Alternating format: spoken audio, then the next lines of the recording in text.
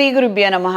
కర్కాటక రాశి వారికి ఈ రాశిలో రవి, బుధుడు, గురువు, ద్వితీయంలో కేతువు, తృతీయంలో శుక్రుడు నీచస్థితి, వ్యయస్థానంలో కుజుడు, అష్టమ స్థానంలో రాహువు, భాగ్యస్థానంలో శనేశ్వరుడు. ఇంతకు ముందు కొంతమంది మీద మీకున్నటువంటి అభిప్రాయము ఇప్పుడు కాస్తంత మారిపోయే అవకాశం ఉంటుంది. వాళ్ళు ఏదో అదేదో ఇదేదో అన్నట్టుగా మీరు ఏదైతే ఊహించుకున్నారో అదంతా ఏమీ లేదు అన్నట్టుగా కాస్తంత మీరు నిజాలు తెలుసుకునే అవకాశం ఉంటుంది. ఇందులో మంచి ఉండొచ్చు, చెడు ఉండొచ్చు. ఏదైతే ఉందో కాస్తంత అది 1-2 సార్లు ఎంక్వైరీ చేసుకొని అందులో నిజానిజాలు ఏంటో తెలుసుకొని ఆ ప్రకారంగా మాత్రమే నిర్ణయం చేయండి. పూర్వం నేను మంచివాడు అనుకున్నాను, ఇప్పుడు చూస్తే తీరేసరికి వెధవై కూర్చున్నాడు, ఇలాంటి అభిప్రాయాన్ని రాకూడదు. మనము లేదు అతను మంచివాడే అన్నటువంటి ఆలోచనలకు మాత్రం మీరు దయచేసి రావద్దు. ఏదైనా కానివ్వనండి, కొద్దిగా అది డైజెస్ట్ చేసుకునే విధంగా ఉంటే మంచిది. దాన్ని అంగీకరించాలి. అంతేగాని నేను అనుకున్నది అదే నిజమైంది, మొదట వచ్చిన అభిప్రాయమే కరెక్టు అన్నదానికి మాత్రం ఖరారు చేసుకొని కూర్చోవద్దు. దీనివల్ల మీరు నష్టపోయే అవకాశం ఉంటుంది. లేదా అతను మంచివాళ్ళు కాదు, ఇప్పుడు మంచివాళ్ళని అందరూ చెప్తున్నారనంటే ఒకసారి ఎంక్వైరీ చెయ్యండి.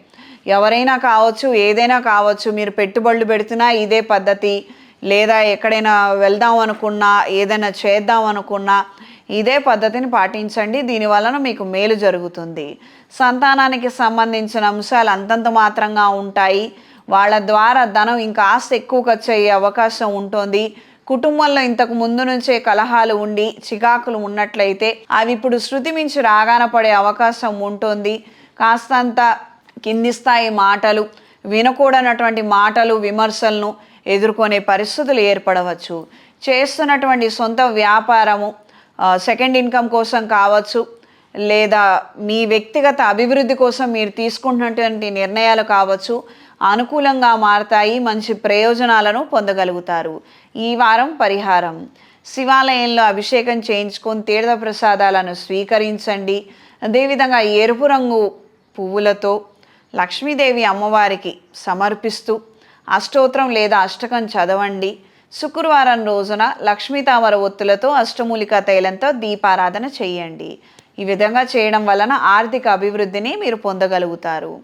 ఈ రాశిలో జన్మించిన స్త్రీలకు నూతన వస్త్ర లాభాలను పొందగలుగుతారు. పరికరాలను, కొన్ని సందర్భాలలో కొన్ని అంశాలకు సంబంధించి, కొన్ని శుభ కార్యక్రమాలకు సంబంధించి, కొన్ని వనరుల ఏర్పాట్లు కావచ్చు, లేదా దీనికి సంబంధించినటువంటి ధనాన్ని రుణంగా తెచ్చుకోవడం కావచ్చు. ఈ విధమైనటువంటి ఆలోచనలలో, వ్యవహారాలలో మీరు ఉంటారు. పై అధికారులను సంప్రదించి ఒక మంచి నిర్ణయం, గట్టి నిర్ణయం తీసుకునే ముందర మీ ఇంట్లో పెద్దవాళ్ళని సంప్రదించి వాళ్ళు ఆమోద ముద్ర వేసిన తర్వాత మీరు నిర్ణయం చేయగలిగితే అన్ని విధాలా మంచిది. ఈ రాశిలో జన్మించిన వారికి ఈ వారం కలిసొచ్చే రంగు ఎరుపు, కలిసొచ్చే దిక్కు తూర్పు, కలిసొచ్చే సంఖ్య 3.